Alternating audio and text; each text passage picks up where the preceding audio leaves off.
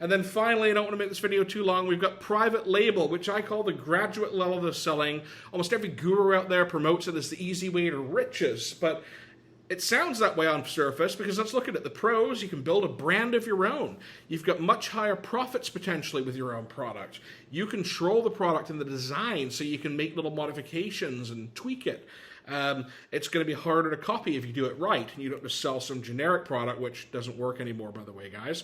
You create something a little bit unique, a little bit better quality, you might have a better chance at making it more difficult for someone to copy, or you include some kind of support or e-course or something if it's applicable along with your product to make it harder for someone to copy that experience for the customer. Obviously, with private label, it's highly scalable, and you could even go ahead and sell that product and your brand and brand of several products maybe on multiple platforms. So it's a business that's scalable that you could really grow. And then of course, eventually the best part of building a private label product is your exit strategy, because you've got a brand that's built up sales, it's got a customer base, it's a loyal following.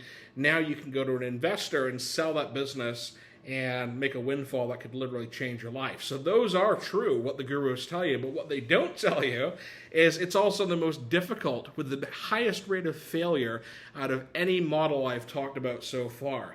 You've got to do product research, and that takes a long time to do. You've got to know how to deal with suppliers in China in a lot of cases. You've got to deal with supply chain shortages, international shipping, brokerage, duties, shipping from Canada to the U.S., dealing with imports within the U.S., within Canada, classifying your item properly, getting product liability insurance, which no guru ever mentions because it's highly expensive. But the reality is, if you're the importer of record on your own brand name, you're liable. So if anything happens to that product, if there's a recall, if it contains lead and someone gets sick, you're the one who gets sued. So you better have product liability insurance, otherwise you're exposing yourself. If you're not a corporation, perhaps you're exposing your family and all your assets to liability. Nobody talks about that stuff, right? They just brush over that conveniently.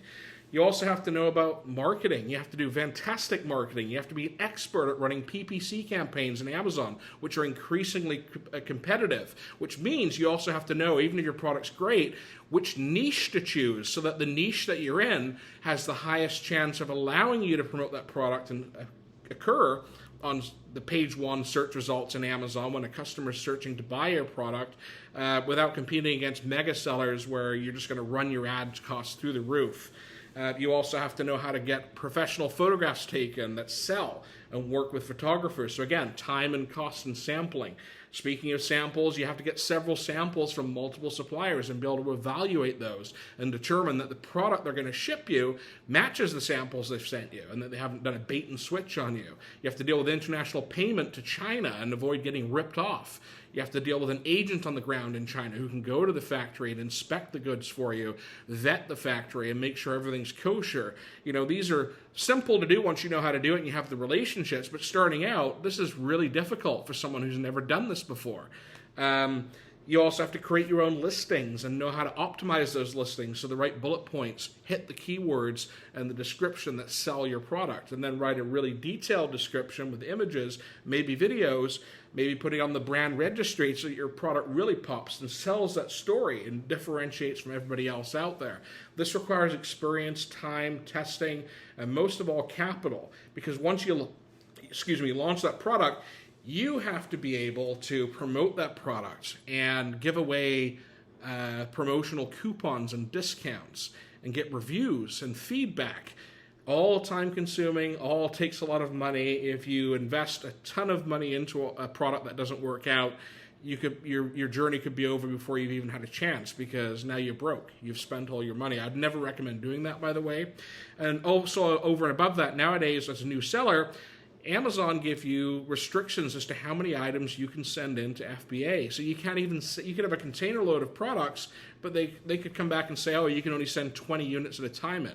What are you going to do with all the rest? You're going to hire someone to store it in a warehouse for you, and you got extra costs on top of that now.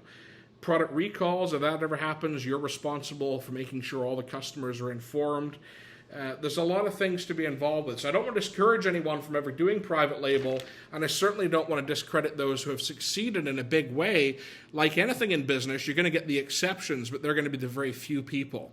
I find wholesale and arbitrage much easier ways and low-risk ways for the average person who doesn't have tens of thousands of dollars in the bank and 2 years to wait to start selling on Amazon and build a business that eventually, if they're successful at that point, could lead into a private label category.